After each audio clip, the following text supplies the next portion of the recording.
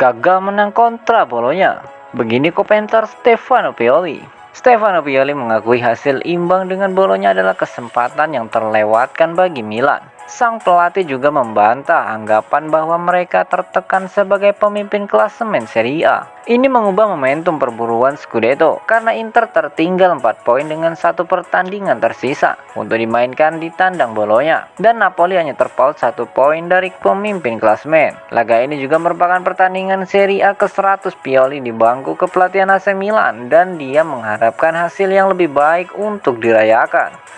Sangat mudah untuk menganalisis pertandingan malam ini. Kami tidak dapat menemukan momen kecil itu, bola terakhir, putaran tembakan yang bisa mengubahnya. Kami melakukan segalanya, kata sang pelatih kepada Sky Sport. Ini adalah pertandingan di mana jika Anda memecahkan kebuntuan lebih awal, itu menjadi lebih mudah. Jika tidak, maka akan sangat sulit. Kami bekerja sangat baik saat menguasai bola melawan tim yang kasar, tetapi tidak begitu baik dengan bola di kaki kami. Saya tidak punya keluhan tentang tim ini, selain kami harus lebih tajam dan lebih efisien di area penalti. Kami memainkan setiap pertandingan untuk menang, jadi tentu saja itu adalah peluang yang terlewatkan, terutama di depan para penggemar kami. Saya mengharapkan kesulitan ini, dan setiap tim akan menghadapinya. Saya tidak akan berbohong, di atas kertas itu tampak seperti akhir pekan yang menguntungkan bagi kami. Tetapi sepak bola tidak dimainkan di atas kertas, dan keunggulan kami telah dipotong. Tutup dari Pioli.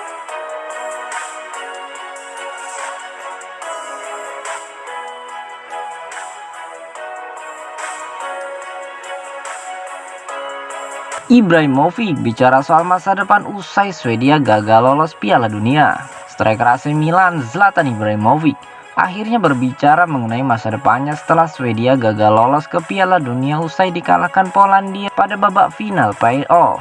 Penalti Robert Lewandowski dan gol dari bintang Napoli Zelensky cukup untuk membawa Polandia mengamankan 1 tempat di Piala Dunia 2022 ini, yang berarti Ibrahimovic tak akan berpartisipasi dalam turnamen di Qatar tersebut. Sesuatu yang menurut beberapa sumber akan mempengaruhi keputusannya terkait masa depannya. Tentu saja ada faktor lain yang berpengaruh seperti kondisi fisiknya, yang dalam 2 musim terakhir ini sulit ia atasi, dan dipengaruhi fakta bahwa ia hanya bisa bermain kurang dari 20 menit dari bangku cadangan dalam pertandingan tersebut. Kendati demikian, komentarnya selepas laga justru mengindikasikan bahwa ia belum memiliki keinginan untuk berhenti bermain sepak bola saat ia berbicara mengenai masa depannya dan mengisyaratkan ia akan terus maju selama saya bisa tetap sehat dan bermain serta berkontribusi akan sesuatu. Saya harap demikian. Saya ingin melanjutkannya selama saya mampu, dan ini berlaku pada tim nasional tetapi juga pada Milan, ujar striker 40 tahun tersebut. Saya belum berbicara kepada pelatih,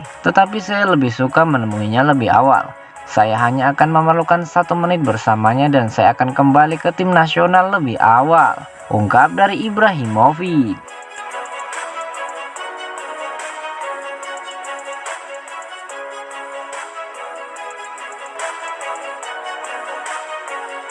Milan naikkan tawaran kontrak Romagnoli melebihi Lazio. AC Milan dikabarkan berencana menaikkan tawaran kontrak mereka kepada Alessio Romagnoli yang lebih tinggi dari proposal yang disodorkan Lazio. Menurut pemberitaan dari Corriere dello Sport, Rossoneri tampaknya memiliki rencana untuk mengajukan tawaran baru kepada Romagnoli untuk berupaya mencapai kesepakatan dengan kapten mereka ketimbang membiarkannya pergi dengan status bebas transfer. Manajemen Milan tampaknya bersedia menawarkan gaji 3,2 juta euro atau setara dengan 51,2 miliar rupiah per musim. Sementara Lazio telah menyodorkan kontrak senilai 3 juta euro secara keseluruhan plus bonus. dan kini mereka harus berjuang menyamai tawaran tersebut. Tentu saja sebagian besar keputusan tersebut bakal bergantung pada bek tengah 27 tahun tersebut, dan apakah ia ingin melanjutkan perjalanannya selama 7 tahun di San Siro atau justru lebih menjajal tantangan baru yang ia bisa menjadi bagian lebih penting dari proyek mereka dengan peluang bermain lebih besar. Kontrak pemain internasional Italia tersebut bersama Rossoneri akan berakhir pada Juni 2022 mendatang. Dan dengan waktu yang semakin menipis, belum ada tanda-tanda ia akan memperpanjang masa tinggalnya di klub sehingga isu mengenai masa depannya pun santer diperbincangkan. Selain itu, Romagnoli juga telah kehilangan posisinya di starting line up Milan usai kedatangan Fikayo Tomori dari Chelsea pada Januari lalu. Dan melejitnya performa Pierre Kalulu dalam beberapa pertandingan terakhir.